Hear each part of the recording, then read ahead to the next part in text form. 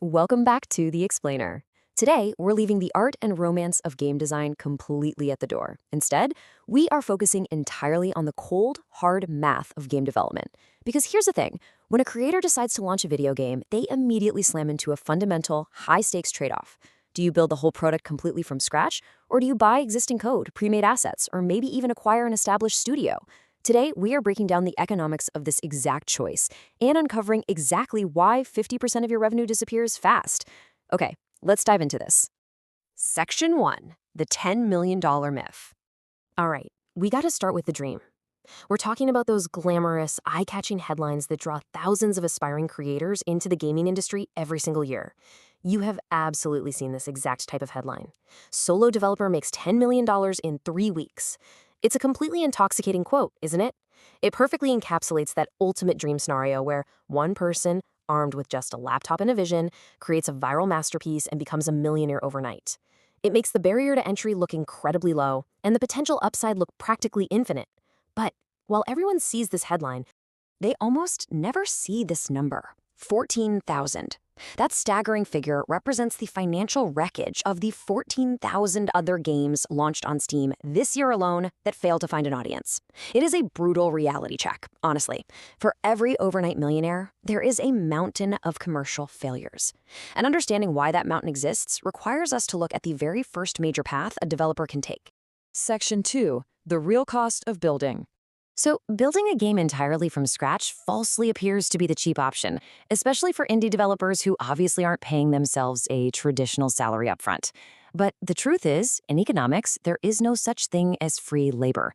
And this brilliantly illustrates the concept of opportunity cost, the value of the next best alternative that is given up when making a choice. When you sit down to code your own game, you aren't working for free. You are actively choosing to forego the money you could be making doing literally anything else with your skill set. Let's actually look at the math for a solo indie developer. If you spend 2,000 hours over the course of 2 years making a game, and your baseline skill value in the regular job market is just $30 an hour, well, your solo indie project absolutely did not cost $0. It cost you $60,000 in lost income. Even without a formal studio budget, guys, that financial clock is always ticking. And what happens when you scale up just slightly? Let's walk through a bare-bones budget for a tiny 3-person indie team working on an 18-month development cycle. You've got living stipends for 3 developers at basic survival rates. That runs between $90,000 and $150,000. Then add $2 to $5 grand for software and engine licenses, $10,000 to $25,000 for contract work like custom music or voice acting, and crucially $15,000 to $40,000 for marketing and launch PR. You are looking at a total minimum budget of well over $100,000, easily scaling up to $220,000. All before earning a single dollar in revenue. And remember, that was just for a modest indie title. As you scale up, the numbers become astronomical. Mid-tier AA projects routinely demand between $1 and $10 million. Modern AAA games regularly cross the $100 million threshold. And at that massive scale, marketing budgets aren't just an afterthought. They often completely match or even exceed the entire engineering cost of the game. Let's move to Section 3, Option B, buying a game, and see how this builds. With those staggering building costs in mind, a really strong case starts to emerge for the alternative approach. Instead of writing custom physics engines or spending months animating walking cycles, developers can simply buy existing assets. There are basically 3 primary methods here. First is asset stacking, where you buy individual 3D models or complete character controller kits for $50 to $200 and assemble them yourself. Second is source code reskinning, where you buy a fully functional turnkey project for $1,000 to $10,000, swap out the graphics and sounds, and publish it. And third is mergers and acquisitions, where you buy an active gamer studio, often in the mobile space, for $20,000 to $100,000 based on their monthly revenue. So the crucial point is the massive trade-off happening here. The undeniable advantage of buying is time to market. A game that takes 2 agonizing years to code from scratch can be bought, reskinned, and pushed to mobile stores in just 6 weeks. But the critical downside is that you have 0 moat. If anyone can buy the exact same template you did, anyone can replicate your entire game over a weekend. You have absolutely no competitive defense. Section 4, why 50% revenue disappears fast. Whether you spend 2 years building a unique masterpiece or 6 weeks reskinning a purchase template, Every single developer hits the exact same universal launch wall. This is the absolute core of today's explainer. Let's dynamically walk through exactly where the money goes when a player buys your game. We'll anchor this to a tangible $20 purchase on major storefronts like Steam, PlayStation, or the Apple App Store. Right out of the gate, woo, there is a 30% platform cut. That is just the standard toll you pay to have your game on their digital shelf. Next, you lose an average of 10% to regional taxes and VAT. Then, you have to account for about 5% lost to natural refunds and credit card chargebacks. So what are you actually left with? $11.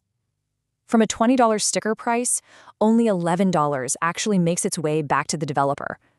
You are losing nearly half of your revenue right off the top. This platform tax is a brutal reality that fundamentally changes the mathematics of success in the gaming industry.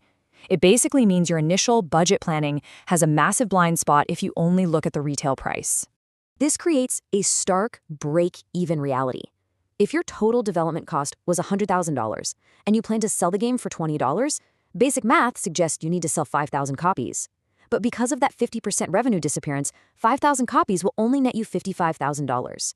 To actually break even and just survive to make another game, you have to sell nearly 10,000 copies. You have to double your sales expectations just to keep the lights on.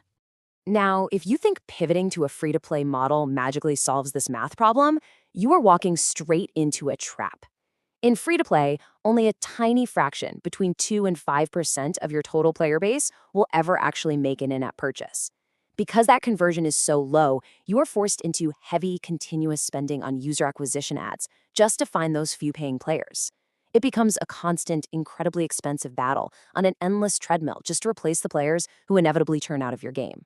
Section 5. The hybrid survival strategy. If building is incredibly expensive in time and opportunity cost, buying leaves you with no competitive moat, and platform taxes eat half your revenue anyway, which path actually makes sense? Well, the smartest commercial strategy used by successful modern indies is the hybrid model. The golden rule is this: build the core, buy the rest. Look, if you are building a PC or console game, players will rapidly reject a visible asset flip. Therefore, you absolutely must build your unique gameplay mechanics from scratch to stand out. But for everything else, you buy it. You buy your UI frameworks, your backend networking code, your environment props, and your sound libraries. Now, what's really interesting about this slide is the hard economic question it demands from creators. Are you spending $10,000 in time and opportunity cost just to awkwardly reinvent the wheel? Or are you going to spend $50 to buy a perfectly good wheel off the shelf so you can spend all your cash and energy building a much better engine? In a world where half your revenue disappears on launch day, efficiency isn't just an option. It is your only path to survival.